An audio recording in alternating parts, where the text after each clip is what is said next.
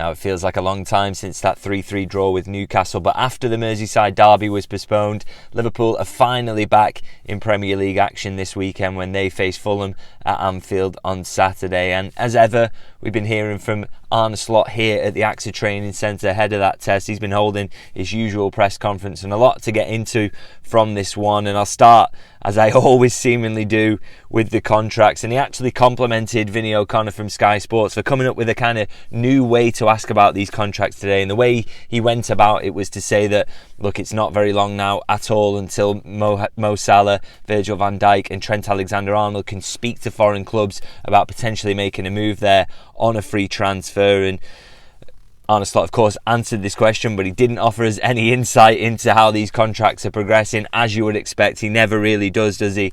He was laughing really about the fact that Vinny had managed to come up with this new way into it. And the quote was from him, "It doesn't worry me, we just accept the situation as it is." And obviously spoke about how they're all three of them are really good players and they're all playing for Liverpool at the moment, so that's his main concern. So it does feel at the moment, in terms of the reports that are coming out, that there is being some progress made on these contracts. It seems like all three have now had contract offers, so we are moving somewhere with it. But obviously no resolution yet, so we will still get these questions battered away by Arne Slot going forward. But, you know, fair play to Vinny O'Connor for coming up with new ways to get into them. And I'll move on now to the team news, and there is some really, really great news in terms of this, in terms of the fitness of the squad. Now, we've seen pictures earlier this week of both Diogo Jota and Federico Chiesa involved in training, and not just involved in training, but involved in full training, contact training alongside the teammates. So obviously it was a real boost to start with, but now we've asked Arne Slot, how are they both getting on? Are they going to be involved against Fulham? And he said yes, that is the expectation. Now, Jota more definite about that, because obviously he's a bit further along the line. He's not, he's missed some football, but he's been doing individual training for a while, and they're okay about where he's up to with obviously that rib injury and the contact around that. No concerns. Obviously Chiesa has missed a lot of football. He missed pre-season as well. He's had that individual pre-season that he went through, and obviously he's just had illness last week as well, which set him back further. So Arne Slot not absolutely definitive on the fact he would be involved, but he did sound like, look, he said if there's spaces in the squad, we have to, work around that and see what who's available and whether there's a space. But I think with the squad, it is the way it is at the moment, with so many injuries in other positions. I think there will be space for Chiesa to make that bench, and I think because it would be a big step forward for him as well, if you can get any minutes in his legs, maybe as a late substitute, that would be a big bonus. But it definitely looks like Jota's going to be involved, and my expectation would be that Chiesa would be involved as well, which, as I say, I think is a really, really big boost. To get two attackers of that quality back is no bad thing, is it? He was actually asked a little bit more about Chiesa and kind of where he's up to. As I say, he missed pre-season. He's been working through that almost individual pre-season on his own recently. It was kind of he's asked what is his next steps, how do we get him to full fitness where you can rely on it. And Arne Slot said that, look, it's one of those where he needs playing time at the moment, and it's very hard because he's missed so much football to know when you can give him that, and also how will he react to that, and what kind of version of Chiesa will you be getting, because you can see him in training, but it's obviously very, very different to a match situation. But he said that one of the next steps that they're kind of plotting at the moment is that the Southampton game, which is coming up in the League Cup next Wednesday, that looks like a really good moment to kind of get him on the pitch and maybe get some minutes into his legs. So I think that, I totally agree that that's a good aim for him to get him in there, but I also think it tells us a little bit about what that team at Southampton is going to look like as well. He has rotated in past rounds of the League Cup. Now we get into the quarterfinals. Might he change tack? To me, that doesn't sound like he's going to. I would expect big rotation for that, and someone like Chiesa to be involved. Maybe your likes of Endo as well, and maybe even Tyler Morton if he's fit.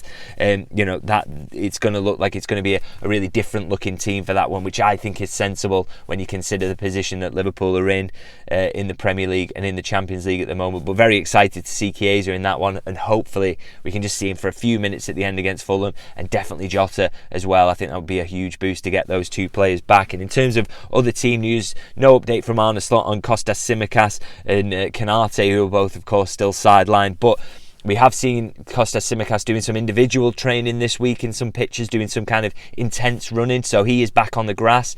That means he's a step closer, so he shouldn't be too long at all. I mean, judging by the usual timeline, maybe we could even see him next week. And Canate, we've seen pictures of him at the training ground as well, and he seems to be out of a knee brace, which again is massively encouraging. I know the initial reports that were around on Canate's injury suggested it would be 5 to 6 weeks, but it's my understanding that the expectation would be a shorter timescale than that.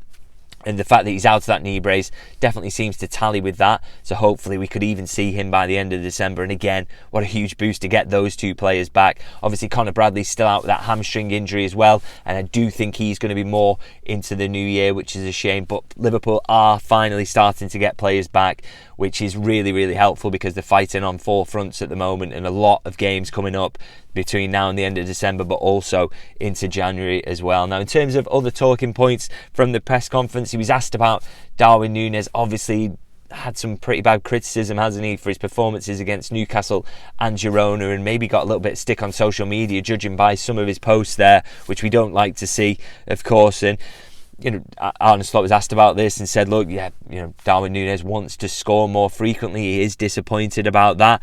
But he said, I have to tell the player that there are other aspects of the play that I will be happy about if you do them well, which is, of course, his pressing, his link up. If he can be helpful in that regard and he's part of a winning team, that shows he's doing a good job, Arne Slot says. But he totally understands that, look, a number 9 wants to get in the goals and he wants to score more frequently. But what he did say about this was the last half an hour against Girona was not up to the standards, and that was due to the chances he missed. So that's a real message, I think, to Darwin Nunez, and something he said he'd spoken to Nunez about privately, that if you do miss chances, and it's going to happen to number 9s and number 9s who are even better finishers than him, but you can't let your head drop. You've got to keep going. You've got to keep giving me the work rate. You've got to keep giving me the link up play, and even if you're not scoring, then I will be happy with that, particularly if others are scoring and we're winning. So that's a little bit of a message to Darwin Nunez. And it wasn't just the standards of Darwin Nunez actually in Girona that he wasn't particularly happy with. I mean, I'm sure you've all seen his post-match press conference where he kind of laid into the performance and said it wasn't good enough really, and he reiterated that really, that he just wasn't happy with how they played in that first half over in Spain. And he said, the real concern there is that we've got a team like Fulham coming up who are really good, and you've got to be careful that if you bring that performance into a game like Fulham or against any of the better sides that maybe Liverpool will face this season, they will punish you, so you can't get away with it. So that's why he was so keen to kind of emphasise that point. And actually on the performance against Girona as well, he kind of linked it into another question he was asked. A couple of Dutch journalists had come over today to ask him this, ones he was familiar with from his days at Feyenoord, and they asked about the fact that coming up to this period now he's going to be playing over Christmas. That's something he wasn't used to in the Dutch league and something new. And he said, look, I used to like the fact that the Premier League was on over Christmas because obviously there was no other football to watch, so he always used to tune in while I was having a break from work.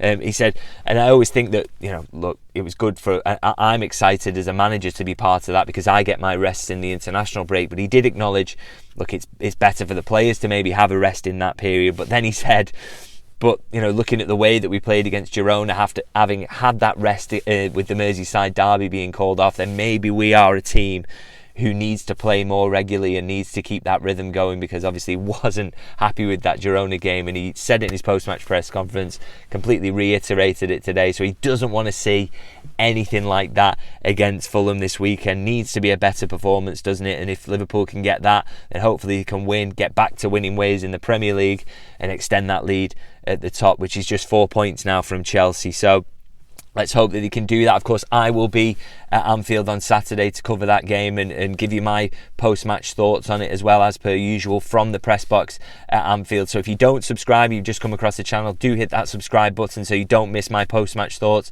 from Anfield on Saturday. Of course, if you can like the video, always a massive help. Really, really appreciate the growth I'm getting at the moment. It's because you guys like, you engage, you share, and I really, really do want to thank you for that. So thank you very much. And yeah, of course, I'll be back on Saturday at Anfield to cover the Fulham game. So looking forward to that, and I'll see you guys then.